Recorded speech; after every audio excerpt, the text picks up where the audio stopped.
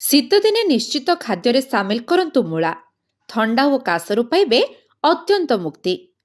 ଶୀତ ଦିନ ଅନୁଭବ ହେଲାଣି, ଏହା ସହିତ ଏହି ଋତୁରେ ଖାଉଥିବା ପନିପରିବା କଥା ମଧ୍ୟ ମନେ ପଡ଼ିଗଲାଣି।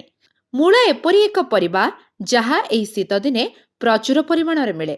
ତେଣୁକରି ମୂଳା ଖାଇବା ଆପଣଙ୍କ ଶରୀର ପାଇଁ କେତେ ଲାଭଦାୟକ ଆଉ କେଉଁ କେଉଁ ପ୍ରକାରରେ ମୂଳା ଖାଇବା ଉଚିତ ସେ ବିଷୟରେ ଚାଲନ୍ତୁ ନଜର ପକାଇବା। ମୂଳାର ସାଲାଡ୍, ମୂଳାର ପରଟା, ମୂଳା ଆଚାର କିମ୍ବା ପନିପରିବା ବେଶ୍ ସ୍ୱାଦିଷ୍ଟ ହୋଇଥାଏ। ଏହି ଋତୁରେ ଏହାର ଚାହିଦା ଆହୁରି ବୃଦ୍ଧି ପାଏ, କାରଣ ଏହା କେବଳ ସ୍ୱାଦ ବୃଦ୍ଧି କରେ ନାହିଁ, ବରଂ ଶରୀରକୁ ଅନେକ ରୋଗରୁ ରକ୍ଷା କରେ। ଏଥିରେ ଫାଇବର, ଭିଟାମିନ୍ ସି, ପୋଟାସିୟମ୍, ଫଲେଟ୍ ଏବଂ ଆଣ୍ଟି ଅକ୍ସିଡେଣ୍ଟ ଭଳି ଉପାଦାନ ରହିଛି, ଯାହା ଆମ ଶରୀରକୁ ଭିତରୁ ସଫା ଏବଂ ମଜବୁତ କରିବାରେ ସାହାଯ୍ୟ କରିପାରେ।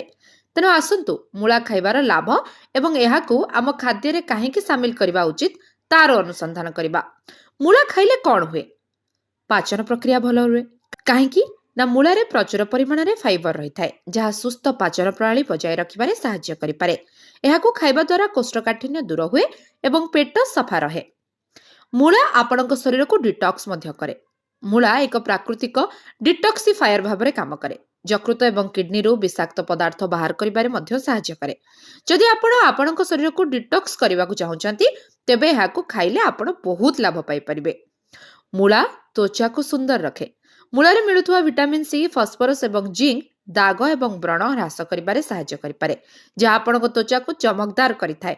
ପ୍ରତିଦିନ ମୂଳା ରସ ପିଇବା ଦ୍ୱାରା ତ୍ୱଚା ସମସ୍ୟାରୁ ମୁକ୍ତି ମିଳେ। ରୋଗ ପ୍ରତିରୋଧକ ଶକ୍ତି ବଢ଼ାଇଥାଏ ମୂଳା।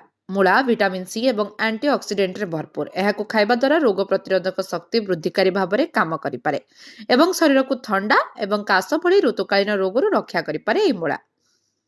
Bureau report, live life Odia.